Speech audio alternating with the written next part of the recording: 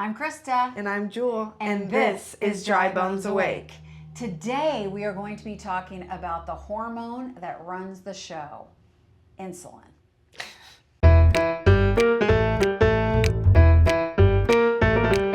Okay, today we are going to be talking about the hormone that runs the show, insulin. All right, so what controls insulin? Well, we're going to talk about fat. Fat, burn versus store. I like to think about it like a traffic cop. If your insulin is running high, the traffic cop says, come on in, and then literally stops the energy from going out. So you end up storing fat within your body. If your insulin is running low, you're able to use that fat, and the traffic cop lets the fat go out, and that fat is then burned for fuel. That's what we want. All right, next thing, heart health. You're gonna think this is so interesting. I did. So I wanna think about the vessels of the heart like a garden hose. Well, when insulin's high, the inside of that hose becomes sticky and has buildup within it, right? Triglycerides. And it literally makes it so that your blood pressure increases and your heart is not operating the way that it needs to. So we want to make sure insulin's low for our heart health. Also, within your gut, we know that when insulin is high, your gut slows down. And so literally you will end up having slower metabolism and digestion, which is not what we want, especially as we get older. All right, and then hormone balance. We've been talking about hormones now. We learned 25 different hormones all working together within our body. And insulin is the master, right? The conductor. And so literally when the conductor is off, the whole orchestra isn't running properly. And so we want hormone balance, which starts with steady insulin and not these crazy spikes that we often will have in the American diet. All right, energy and cravings. How many of you have gotten to the afternoon and then all of a sudden thought, ugh, I'm so tired? Well, that's a problem with insulin, right? We want to have steady energy all throughout the day, not noticing whether it's morning, noon, or night. Okay, finally, stress response. So obviously we live in a very high-paced society where we're rushing to do everything, including eating. I've been so aware of this as I've been studying this to share with you that I'm a rusher even when it comes to my meal. I'm in a hurry. And so that raises our cortisol. That definitely raises our insulin. Did you know that your stress level can raise your insulin just as much as sugar does? Okay. All right, so now that we've talked about what your insulin controls, now we're going to talk about why your insulin raises in the first place. So, sugar and refined carbs, this is going to cause your insulin to spike, which is bad. We don't want that. But every time you eat, your insulin raises, so which is different than spiking. But if you're snacking all day long, your insulin is raising and dropping and raising and dropping and raising and dropping, and you're not giving your insulin enough time to recover before the next meal. So, what does this look like? Bigger meals, less snacking. So you're supposed to be eating all of your proteins, all of your fibers, all of your fats in the meals that you're consuming each day. And that'll kind of get rid of the need to want to eat all the time, all of your cravings. So next, stress. I am a stressor, okay? I was getting a lymphatic drainage massage the other day for the first time, and the lady was literally like, checking my pulse because I wasn't breathing. I don't breathe. I'm not good at it. So a good thing that I like to do is making sure you're taking deep breaths whenever you're feeling like, woo, you know, I'm feeling like I could literally punch a wall. Well, take a deep breath. As my mom was just explaining, stress is one of the most harmful things to your body. You do not want to stress. Okay, next, poor sleep. Sleep schedule, sleep schedule, sleep schedule. It's so important. It's annoying. Yes, it feels like sleep training a toddler, but you need to do it. It is very important. This means relaxing before you're going to bed. Don't work out too late. You're not drinking alcohol too late. And sometimes not even drinking liquids too late, where you're just giving your body enough time. Oh, and not snacking late. Don't be snacking at night. It's not good. After your dinner is done, program it into your brain that the day is coming to an end, it's coming to a close, a light walk after dinner, something to just make you deep breaths, make you feel like, okay, it's time for bed. Your body knows it's time for bed. And that's when you're going to get the best sleep and you're going to get deep rest all throughout the night. Okay, rushing meals. I do this one too. So I don't even think I need to say it anymore because I do all this stuff. So this has been an improvement for me as well. But rushing meals. You should not be eating your meal in under 5 minutes. And I'm saying this is to me because I do this.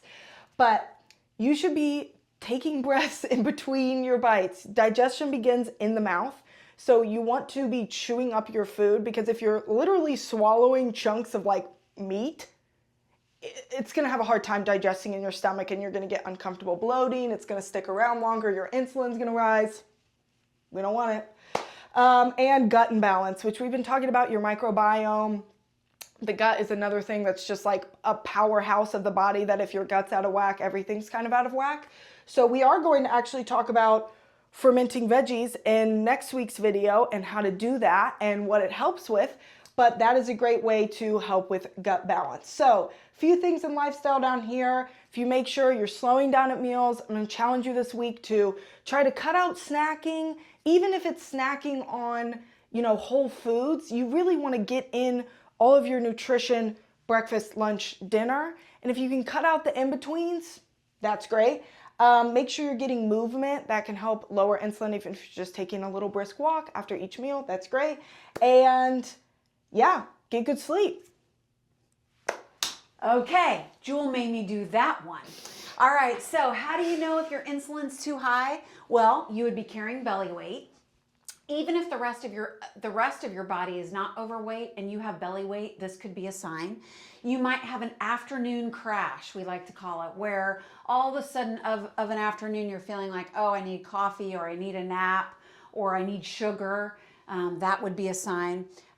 Good lead into cravings, right? After you've had a full meal, you're still wanting more. You're wanting something sweet. That's a sign that your insulin's high. Brain fog, you step into a room, you think, what on earth am I here for? That could be a sign with brain fog. Can't remember someone's name. That has happened to me before. Irritability, you're not being nice to your family members when all they do is love you. That could be a sign. Skin tags, I thought this was an interesting one. Skin tags are definitely a sign that your insulin's running high. What a great way to be able to look at some of those silent signs throughout the body. And then finally, if your triglycerides are high within your yearly blood work, triglycerides are basically that stored fat within your body that can lead to heart problems and all kinds of things. And so they'll test this in your yearly physical. Good way to know. Finally, we want to make sure that you know how to lower insulin. And there are lots of tricks and tips in order to be able to accomplish this.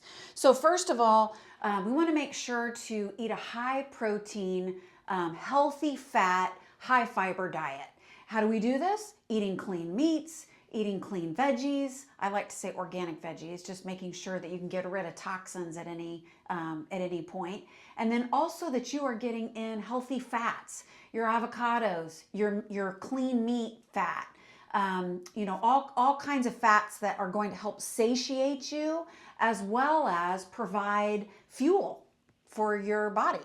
Okay, and then finally we're picking whole foods. We're not snacking. We talked about that all day. We're not eating ultra processed foods. We've talked about that before as well, but we're picking whole foods. I loved what Jewel said, that she's replaced that desire to snack with the desire to cook and try to make these meals more satisfying so that you don't feel like you have to eat all the time.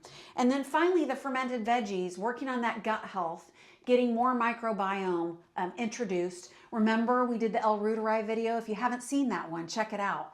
But it's a great way of making sure we've got a diverse microbiome going on in the gut. And we are not having our gut that slows down. Welcome to Soul Food. All right, so we know that our breath is the remote control to our nervous system. And we know that we want to be calm. We want to be peaceful. We don't want to let our cortisol get out of whack or our insulin. And so Jewel and I have been talking about how can we incorporate God into our breath? How can we incorporate scripture into our breath? So Jewel, what'd we say? Okay, so we're going to take a big, deep inhale and say, be still, exhale, and know that I am God. That is a verse from Psalms that was actually written by King David. And it was his way of just knowing that God is in control. That's right. And you don't have to worry about anything. And you can take everything one day at a time. We don't need to live 4 weeks in the future. Let's live for now. Let's take deep breaths. And let's lower that stress and insulin, baby. I love it. And I also loved what you said earlier, Jewel, when we were talking about the importance of just being still. Being still in your mind, being still, not having to always be entertained by something, but you're just able to be still in your prayer.